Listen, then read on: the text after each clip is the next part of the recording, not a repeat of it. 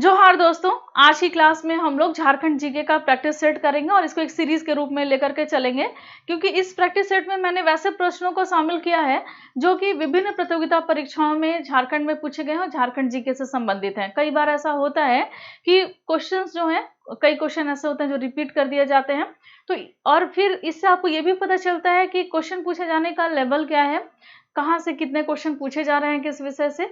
तो ये सीरीज आपके लिए बहुत ही ज़्यादा हेल्पफुल होने वाला है। इंटरमीडिएट लेवल के प्रतियोगिता परीक्षाओं से शुरू करके ग्रेजुएशन लेवल तक की प्रतियोगिता परीक्षा की प्रश्नों को मैं कराऊंगी। लगभग 1 से 1,500 प्रश्नों का संग्रह इस प्रैक्टिस सेट में आपको मिलेगा। शुरुआत मैं कर रही हूँ जेएसएससी के द्वारा जो प्रतियोगिता परीक्षा आयोजित की गई थी, झारखंड उत्पाद सिपाही प्रतियोगिता परीक्षा, इसमें जो प्रश्न पूछे गए थे, ये एग्जाम लिया गया था 4/8/2019 को। तो लगभग 50 प्रश्न ऐसे हैं जो झारखंड जीके से हैं। कोशिश करूंगी आज के ही क्लास में इन सारे 50 प्रश्न को सॉल्व करा देने की, और जहां आवश्यकता होगी उसका डिटेल भी मैं आपको बताऊंगी। तो चलिए शुरू करते हैं आज की क्लास को और लेते हैं आज का पहला प्रश्न। जी ग्रेस का विस्तृत रूप क्या है? तो फुल नेम आपसे पूछा जा रहा है, तो इसका विस्तृत रूप है Jharkhand online government receipts accounting system. और इसकी स्थापना क्यों की गई थी, या फिर इसकी शुरुआत क्यों की गई थी यहाँ पर? क्योंकि झारखंड राज्य में ई गवर्नेंस को बढ़ावा देने के लिए इसकी शुरुआत की गई थी। अगला प्रश्न है कि देश में उत्पादित समग्र इस्पात में से झारखंड लगभग कितने प्रतिशत इस्पात का उत्पादन कर रहा है? तो देश में उत्पादित समग्र इस्पात में झारखंड जो है लगभग 20 से 25%, एग्जैक्ट नहीं है, लगभग 20 से 25% इस्पात का उत्पादन कर रहा है। भारत जो है वो पूरे विश्व में इस्पात उत्पादक जो अग्रणी राज्य हैं, अग्रणी देश हैं, उनमें एक है। और उसमें भी झारखंड अपना, भारत में झारखंड अपना एक अपना पहचान, एक अपना अलग स्थान ही रखता है इस्पात के उत्पादन में, क्योंकि पूरे भारत का लगभग 20 से 25% इस्पात जो है वो अकेले झारखंड राज्य जो है उत्पादित कर रहा है। अगला प्रश्न है कि झारखंड राज्य का पशु कौन है? तो राज्य पशु कौन है, राजकीय पशु कौन है झारखंड का? तो ये है हाथी। कौन है? तो हाथी। और यहाँ का राजकीय पुष्प कौन है? तो ये है पलाश। झारखंड का राजकीय पक्षी कौन सा है? तो ये है कोयल। और हाथी को स्थान दिया गया है, झारखंड का जो लोगो तैयार किया गया है, इस लोगो में हाथी को भी स्थान दिया गया है, क्योंकि हाथी एक अनुशासन प्रिय होता है। वैसे ही झारखंड के जो लोग हैं वो अनुशासन प्रिय हैं। अगला प्रश्न है कि विश्व कौशल शिखर सम्मेलन 2019 का कहाँ आयोजित किया गया था? तो विश्व कौशल शिखर सम्मेलन 2019 ये आयोजित किया गया था कहाँ पर? तो ये किया गया था रांची में। करंट अफेयर से ये सारे क्वेश्चन है, देखिएगा आप ध्यान दीजिएगा कि करंट अफेयर से ज्यादा क्वेश्चन यहाँ पर पूछा गया है। अगला प्रश्न है कि इन्हें हाल ही में 2019 वर्ष के लिए Laureus sports for good award जो है वो प्राप्त हुआ है। तो 2019 के लिए Laureus sports for good award जो है वो किससे मिला है? झारखंड का। तो ये झारखंड का एक एनजीओ है युवा, इसको मिला है ये अवार्ड। कौन सा अवार्ड? तो Laureus sports for good award 2019 का। ये एनजीओ जो है युवा, ये फुटबॉल जो खेल है इसके लिए कार्य करता है और नारी महिलाओं के सशक्तिकरण के लिए इसका कार्य है। लगभग 450 ऐसी लड़कियां हैं जो झारखंड के ग्रामीण क्षेत्रों की लड़कियां हैं, वो यहाँ पर फुटबॉल की ट्रेनिंग ले रही हैं, और इसको ही Laureus sports for good award से सम्मानित किया गया। 2009 में अमेरिकन लोगों के द्वारा इसकी स्थापना की गई थी 2009 में, जो आज के समय में महिलाओं के सशक्तिकरण के लिए कार्य कर रहा है। तो इतनी जानकारी आपको हुई युवा के बारे में, जो एनजीओ है झारखंड में, और ये उरमांझी के पास है, जितना मुझे जानकारी है इसके बारे में। अब देखिए अगला जो प्रश्न है कि नवीकरणीय ऊर्जा के विकास के लिए झारखंड में कौन सी एजेंसी की स्थापना की गई है? तो झारखंड में नवीकरणीय ऊर्जा के विकास के लिए जेरडा की स्थापना की गई। JREDA, जेरडा, इसकी स्थापना की गई है नवीकरणीय ऊर्जा के विकास के लिए। इसका जो फुल नेम है वो है Jharkhand renewable energy development programme agency. ठीक है, झारखंड रिन्यूएबल एनर्जी डेवलपमेंट, ये क्या है, हाँ, एनर्जी डेवलपमेंट एजेंसी। ठीक है, तो इसका ये फुल नेम है जेरडा का। और इसकी स्थापना क्यों की गई है? तो नवीकरणीय ऊर्जा के विकास के लिए। अगला प्रश्न है कि दिसंबर 2018 में, देखिए योजना से भी ये क्वेश्चन है, करंट अफेयर से भी ये क्वेश्चन है और बजट से भी ये क्वेश्चन है। तो दिसंबर 2018 में झारखंड के मुख्यमंत्री कृषि योजना के अंतर्गत कितने रुपए की योजना कृषकों की सहायता करने के लिए घोषणा की गई है? तो कितने रुपए की है ये योजना? तो 2250 करोड़ की है ये योजना। और ये इसकी मुख्यमंत्री जो है उस समय तत्कालिक मुख्यमंत्री जो थे वो थे रघुवर दास, उनके द्वारा इस योजना की शुरुआत की गई थी, मुख्यमंत्री कृषि योजना। इसके तहत कृषकों को सहायता करने के लिए 2250 करोड़ की घोषणा की गई है। झारखंड की दामोदर नदी का उद्गम स्थल कौन सा है? देखिए आप लोग कई बार कंफ्यूज रहते हैं क्योंकि किताबों में भी कई बार अलग अलग दिया हुआ है। तो दामोदर नदी का कई किताब में आपको पलामू मिलेगा, लेकिन पलामू नहीं है। तो दामोदर नदी का जो उद्गम स्थल है वो कौन सा है? तो ये है लातेहार।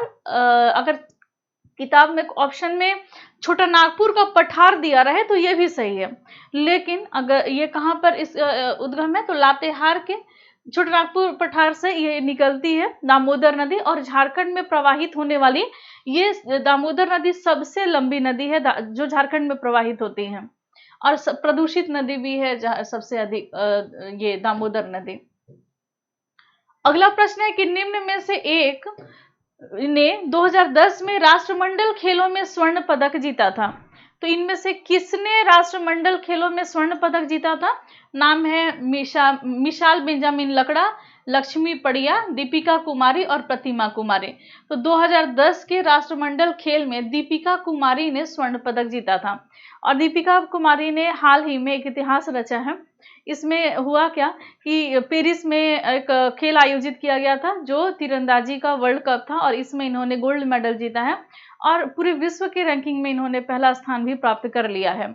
तो दीपिका कुमारी जो है काफी स्ट्रगल इनका लाइफ था, स्ट्रगल वाला। कभी किसी दिन मैं इसके बारे में बताऊंगी। ऐसे बहुत पहले मैंने दीपिका कुमारी के बारे में पूरा डिटेल बताया था, लेकिन अपडेट करके मैं फिर से दीपिका कुमारी के बारे में आपको डिटेल बताने वाली हूँ। 2010, क्योंकि यहाँ से क्वेश्चन जरूर आएगा दीपिका कुमारी के जीवन पर, एक नए क्वेश्चन आपके हर एक प्रतियोगिता परीक्षा में जरूर होंगे। देखिए अगला प्रश्न है कि यह पर्व मुख्यतः अविवाहित जनजातीय बालिकाओं के द्वारा और मुख्यतः उत्तम उर्वरता और परिवार की खातिर मनाया जाता है। तो इसमें से कौन सा ऐसा पर्व है जो कि अविवाहित जनजातीय बालिकाओं के द्वारा उत्तम उर्वरता और परिवार की खातिर मनाया जाता है? तो ये है जावा।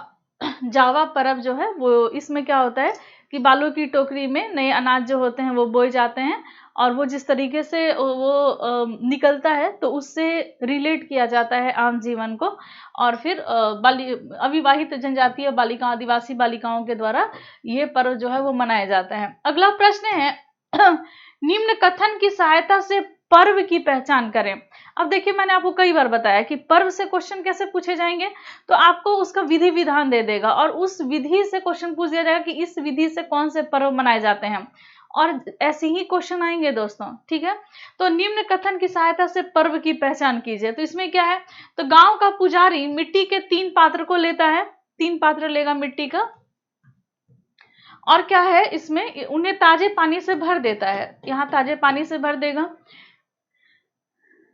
और अगले दिन, दूसरे दिन सवेरे वो मिट्टी के 3 पात्रों को देखता है, किसमें पानी का स्तर घट गया है। यदि पानी का स्तर घट जाता है तो ये अकाल की भविष्यवाणी करता है कि अकाल होगा, और यदि पानी का स्तर सामान्य रहता है, ना घटता है ना बढ़ता है, तो उसे उत्तम वर्षा के संकेत समझे जाते हैं। तो अगर पानी के स्तर पे डिपेंड करता है कि ये जो वर्ष होगा वो बरसात इसमें कैसी होगी, सूखा होगा या बरसात होगा, तो स्तर से पता चलता है। तो ये कौन सा पर्व है जिसमें ये ऐसे काम होते हैं, तो ऐसा विधान है, तो ये है सरहुल। सरहुल झारखंड का सबसे लोकप्रिय त्योहार है, और इसमें साल वृक्ष के और उनके पत्ते की, उनके फूल की पूजा की जाती है। कई दिनों तक चलने वाला ये पर्व है सरहुल। अगला प्रश्न है कि सरदारी आंदोलन किस कारण से हुआ था। सरदारी आंदोलन जो लगभग 1858 से लेकर के ये चला था 1895 तक लगभग। फिर बिरसा आंदोलन, बिरसा मुंडा का जो आंदोलन हुआ था 1895 में, तो उसमें ये मर्ज हो गया था सरदारी आंदोलन। और यहाँ से जेपीएससी के मेंस में भी क्वेश्चन पूछा जा चुका है। तो यही क्वेश्चन यहाँ पर है कि सरदारी आंदोलन के किस कारण से हुआ था। तो आपको पूरा डिटेल में पढ़ना है। आप ये देखिए, उत्पाद सिपाही में ऐसे क्वेश्चन पूछे गए जो कि कॉन्सेप्ट पर बेस्ड हैं। अगर आपको इसका डिटेल नहीं पता होगा तो फिर आप इसका आंसर करने में सक्षम नहीं होंगे। देखिए क्या कारण था। तो ईसाई धर्मांतरण तथा उरांव के द्वारा आर्थिक असमानता, फिर मतलब ईसाई में धर्मांतरण और उरांव के साथ अच्छा सलूक नहीं हो रहा था, ये एक कारण यहाँ बताया गया। फिर एक है बेगारी या बलात् श्रम जिसको बोलते हैं, जबरदस्ती काम करवाना। ये लागू की मतलब ये जब लागू किया गया बलात् श्रम, तो इसके विरोध में जो किसान थे उनका असंतोष फूट पड़ा और वो सरदारी आंदोलन में परिवर्तित हो गया। एक ये कारण था। तीसरा कारण बिचौलियों के द्वारा गैर कानूनी ढंग से किराए में वृद्धि करना। जो बिचौलिए थे वो गैर कानूनी ढंग से किराए में वृद्धि कर रहे थे, ये कारण सरदारी आंदोलन का बताया गया है। लेकिन इसका सही आंसर क्या होगा? तो इसका सही आंसर होगा बी और सी, यानी कि बेगारी है और फिर गैर कानूनी ढंग से किराए का वसूली है। तो ये बी और सी इसका आंसर सही हो जाएगा सरदारी आंदोलन के कारण में। अगला प्रश्न है कि ताना भगत आंदोलन कब शुरू हुआ था? तो ताना भगत आंदोलन शुरू हुआ था सन 1914 ईस्वी में जत्रा भगत के नेतृत्व में उत्तरी छोटानागपुर के क्षेत्र में ये ताना भगत आंदोलन की शुरुआत हुई थी। स्वतंत्र भारत के स्वतंत्रता आंदोलन में टाना भगतों का बहुत ही महत्वपूर्ण भूमिका रहा है। अगला प्रश्न है कि पहला जनजातीय नेता जिसने अंग्रेजों के विरुद्ध हथियार उठा लिया था, तो वो कौन से पहले ऐसे जनजातीय नेता थे जिन्होंने अंग्रेजों के विरुद्ध हथियार उठाया था? तो ये थे तिलका मांझी। तिलका मांझी को आदि विद्रोही की भी संज्ञा दी जाती है। 1783 जहां तक मुझे याद है, अक्सर मैं इसमें कंफ्यूज रहती हूँ। 1783 से आप सही आंसर जो है वो कमेंट बॉक्स में कमेंट करके बताइएगा।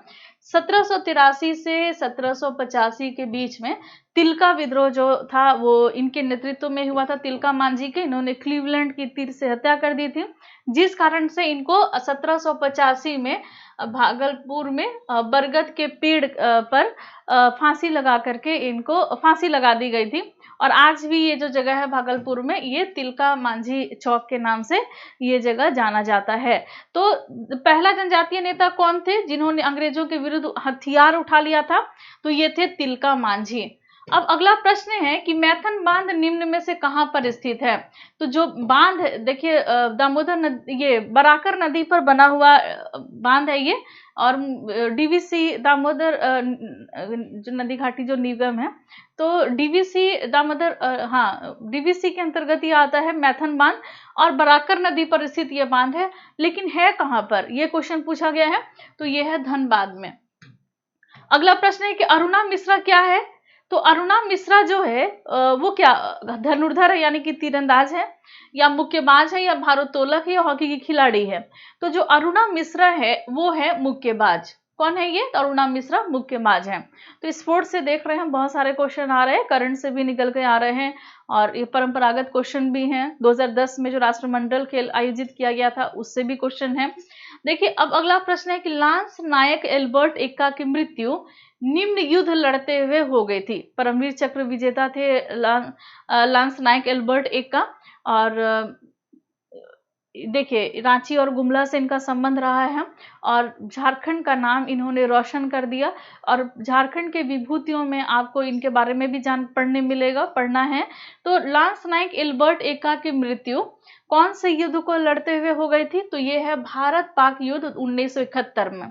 तो इसको लड़ते हुए अल्बर्ट एक्का की मृत्यु हो गई थी। अगला प्रश्न है कि झारखंड का वर्तमान राज्यपाल कौन है?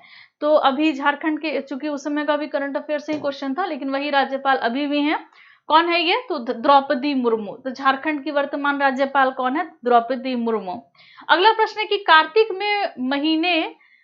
के महीने में काले चंद्रमा के दौरान, मतलब जिस दिन अमावस्या है काला चंद्रमा, उसके दौरान मनाए जाने वाला सबसे प्रसिद्ध पर्व कौन सा है? तो ये कौन सा है? तो वंदना पर्व है, जो कि कार्तिक माह के अमावस्या को मनाया जाता है, वंदना पर्व।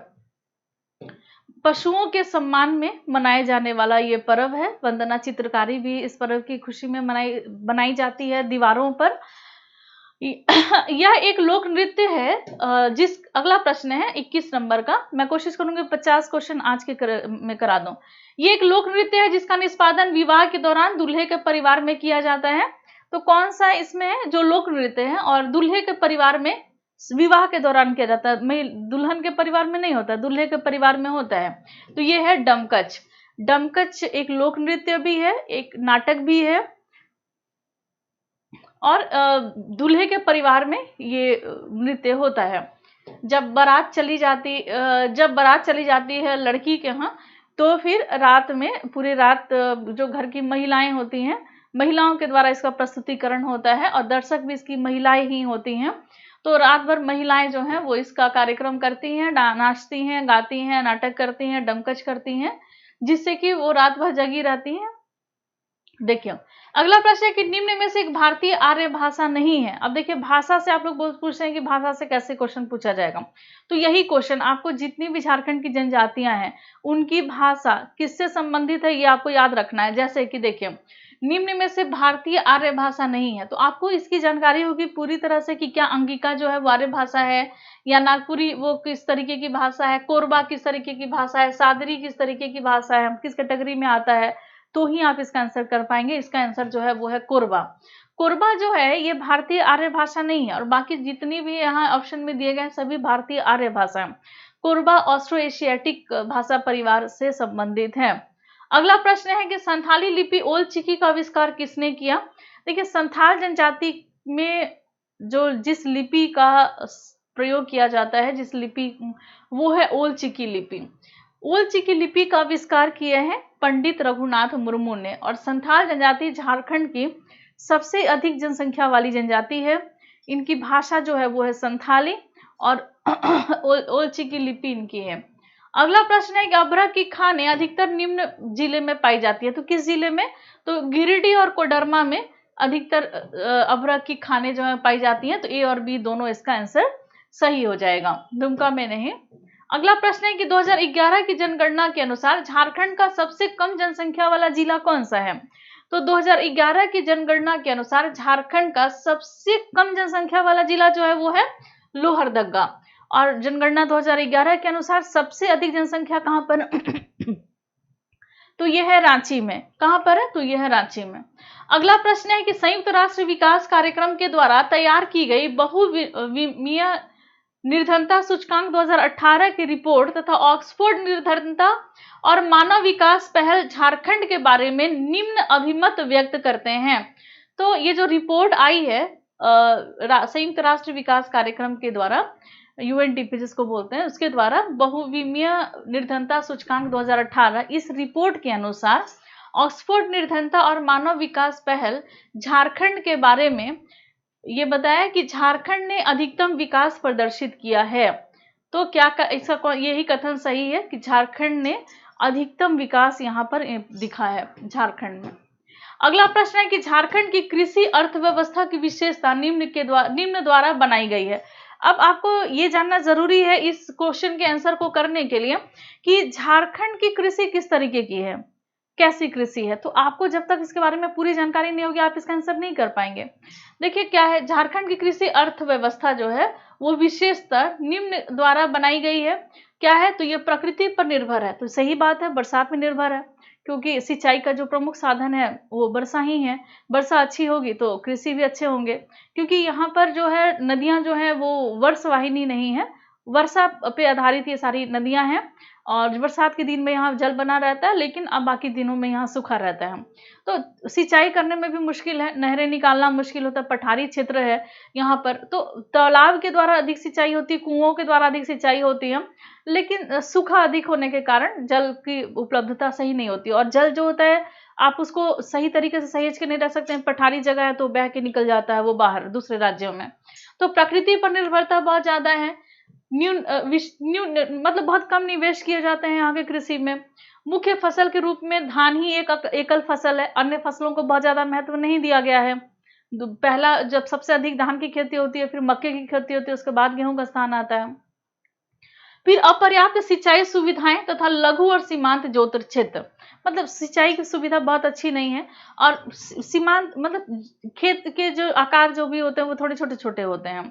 तो ये सभी जो है वो कृषि अर्थव्यवस्था की विशेषता है झारखंड की। अगला प्रश्न है कि छौ नृत्य की 3 शैलियां देखने में आती हैं जिनका नामकरण उनके निष्पादन स्थल के अनुरूप किया जाता है। झारखंड में उस स्थान का नाम क्या है? तो छौ नृत्य जो मैंने आपको पढ़ा रखा है पहले भी, लेकिन यहाँ भी मैं आपको बता देती हूँ, झारखंड का सबसे लोकप्रिय नृत्य है।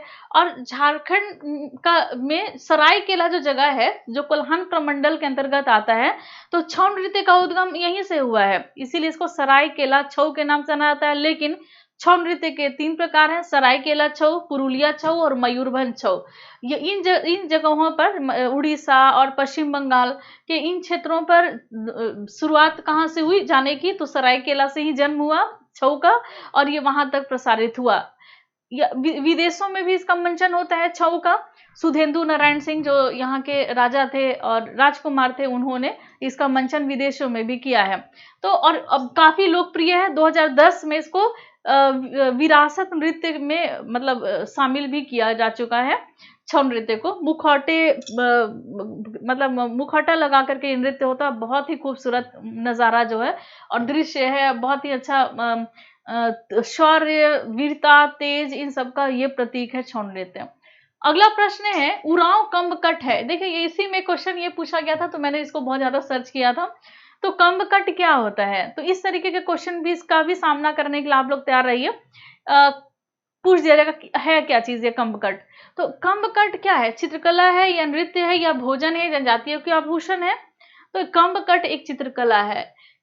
इसमें कंघी जो होती है ना बाल बन संवारने वाली, तो उस कंघी की मदद से ये पेंटिंग की जाती है।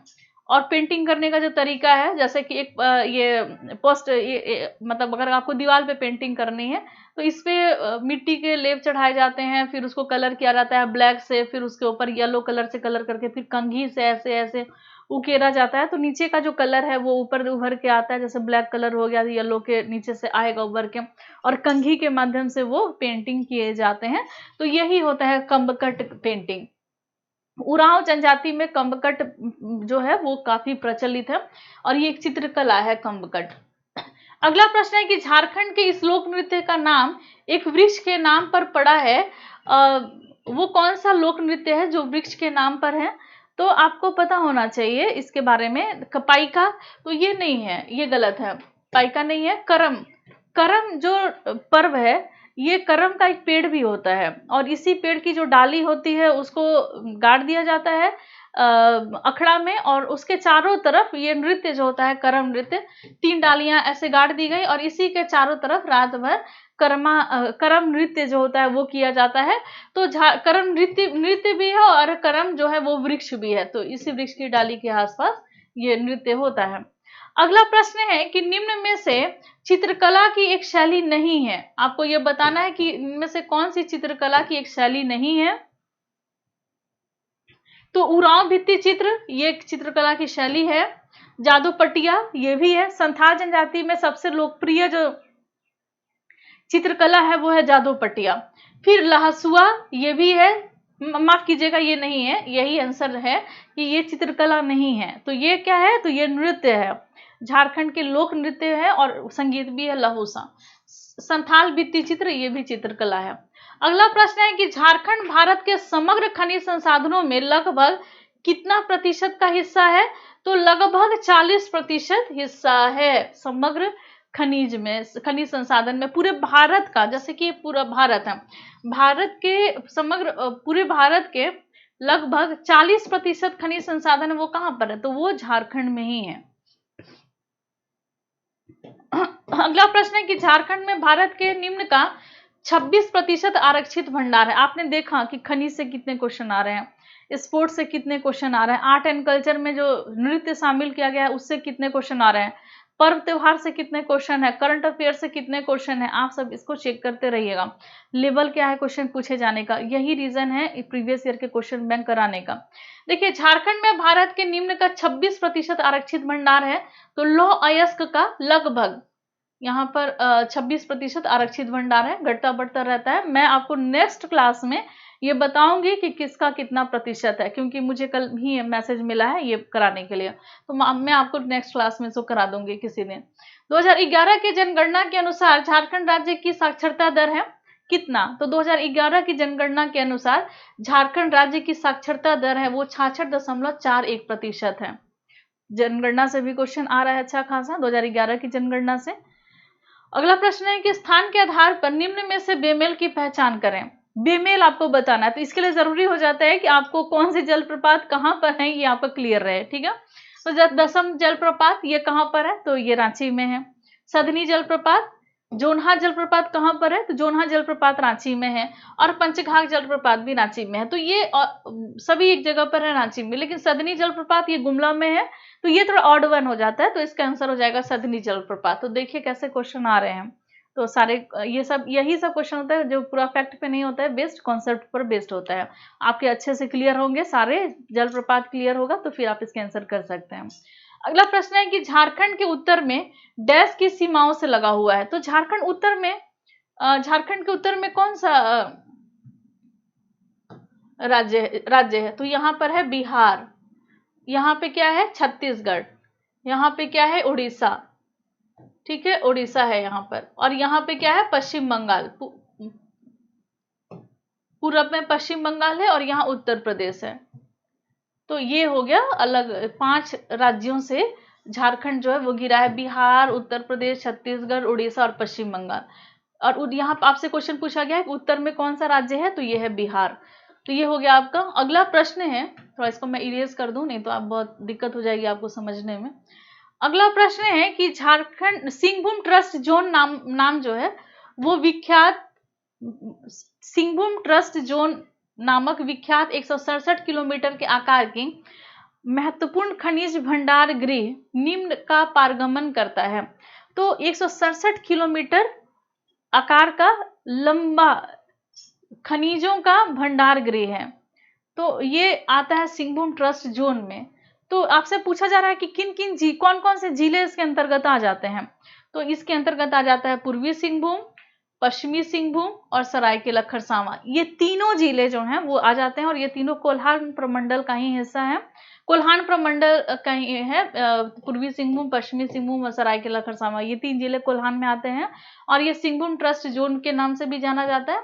और इसी के अंदर 167 किलोमीटर के आकार की महत्वपूर्ण खनिज भंडार गृह है। अगला प्रश्न है कि बोकारो इस्पात, देखिए खनिजों से बहुत सारे क्वेश्चन है, देख रहे हैं ना आप लोग। बोकारो इस्पात संयंत्र के लिए मशहूर है, जो एशिया में सबसे बड़ा और निम्न की सहायता से बना हुआ है। तो बोकारो इस्पात संयंत्र किस देश की सहायता से बना हुआ है? तो यह है सोवियत संघ की सहायता से बोकारो इस्पात संयंत्र की स्थापना हुई है। अगला प्रश्न है कि नीलांबर और पीतांबर शाह नामक नीलांबर पीतांबर दोनों भाई जिन्होंने स्वाधीनता आंदोलन के दौरान अंग्रेजों के लिए मुसीबत खड़ी कर दी थी, वो किसके नेता थे, किस जनजाति के नेता थे? तो ये थे खरवार जनजाति के नेता थे। तो इसका आंसर हो जाएगा बी, खरवार जनजाति के। एक मिनट मैं चेक कर लूं सही है कि नहीं तो मैं भी कभी कभी कंफ्यूज हो जाती हूँ। हाँ ये है खरवार जनजाति, इसका आंसर है। अगला प्रश्न है कि पत्थर और बीड़ी उत्पादन उद्योग के लिए मशहूर जिला कौन सा है? तो पत्थर और बीड़ी उत्पादन के लिए जो मशहूर जिला है झारखंड का वो है, इनमें से पाकुड़ है। पाकुड़ में काले पत्थर की जो चिप्स बनाई जाती है यहाँ पर है, और यहाँ पर बीड़ी उद्योग काफी मशहूर है। अगला प्रश्न है कि लवालंग वन्य जीव अभ्यारण्य निम्न के भीतर स्थित है। लवालंग वन्य जीव अभ्यारण्य कहाँ पर स्थित है, ये एक प्रश्न है। तो यह है चतरा जिला में, 1978 ईस्वी में इसकी स्थापना हुई थी। आप इसका आंसर सही करिएगा, बताइएगा कमेंट बॉक्स में कि ये लवालंग वन्य जीव अभ्यारण्य की स्थापना किस वर्ष हुई थी, जो कि चतरा में है स्थित। अगला प्रश्न है कि झारखंड राज्य निर्माण के बाद से उनमें वहां राष्ट्रपति शासन कितनी बार लागू हुआ है? तो जब से झारखंड राज्य बना है 2000 ईस्वी में, उसके बाद से झारखंड में 3 बार राष्ट्रपति शासन लागू हुआ है। 2009 में, 2010 में और 2013 में 3 बार राष्ट्रपति शासन लागू हुआ है। अगला प्रश्न है कि झारखंड राज्य का कृषि योग्य क्षेत्र कौन सा है? सर्वोत्तम उत्तर का चयन करें। तो 38 लाख हेक्टेयर कृषि योग्य भूमि है झारखंड में। कितनी है? तो 38 लाख हेक्टेयर भूमि है। जो लगभग 45% है, मुझे जहां तक याद है लगभग 45% ये भाग को कवर करता है झारखंड का। नहीं 48% ये क्षेत्रफल को कवर करता है, 38 लाख हेक्टेयर भूमि। अगला प्रश्न है कि झारखंड कृषि का प्रदर्शन है, तो ये राष्ट्रीय औसत से बहुत ऊंचा नहीं, राष्ट्रीय औसत से बहुत निम्न, यहाँ पर कृषि का प्रदर्शन निम्न है, क्योंकि बहुत सारे रीजन है। सिंचाई की सही व्यवस्था नहीं है, निवेश सही तरीके से नहीं होते हैं, प्रकृति पर आधारित यहाँ से कृषि है, आधुनिक तरीके से बहुत ज्यादा कृषि को नहीं किया जाता, यहाँ की जो मिट्टी है उतनी उपजाऊ नहीं है, लगभग 90% भाग पर केवल लाल मिट्टी जो फैली हुई है, तो ये बहुत ज्यादा उपजाऊ मिट्टी नहीं है। इसको उपजाऊ करने के लिए बहुत ज्यादा खाद की आवश्यकता होती है, बहुत ज्यादा मेहनत की आवश्यकता होती है, जिस कारण से, और पठारी क्षेत्र भी है, जल की उपलब्धता भी सही से नहीं हो पाती है, तो कृषि का प्रदर्शन जो है वो राष्ट्रीय औसत से बहुत निम्न हो जाता है झारखंड में। अगला प्रश्न है कि झारखंड में नकदी फसल के लिए प्रयुक्त जोते हुए क्षेत्र का हिस्सा है कितना, तो झारखंड में नकदी फसल के लिए जोते गए, ये इसका आंसर हो जाएगा 5%। इसका जो आंसर है ये डी नंबर आंसर है, तो जोते क्षेत्र का हिस्सा है 5%।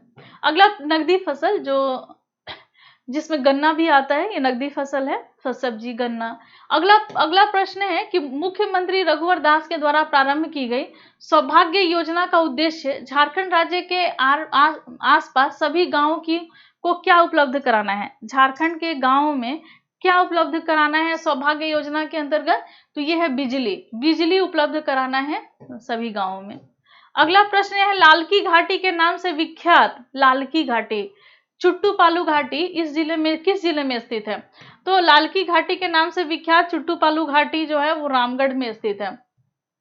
गलत जोड़े की पहचान करें, आपको जोड़ा गलत बताना है, क्या कौन सा जोड़ा, तो वैद्यनाथ मंदिर देवघर में सही है, हल्दी घाटी का मंदिर गुमला में है, ये भी सही है, तपोवन रामगढ़ में नहीं है, ये देवघर में है, जगन्नाथ मंदिर रांची में है, तो आंसर इसका हो जाएगा बी। तपोवन कहां पर है, तो ये है देवघर में।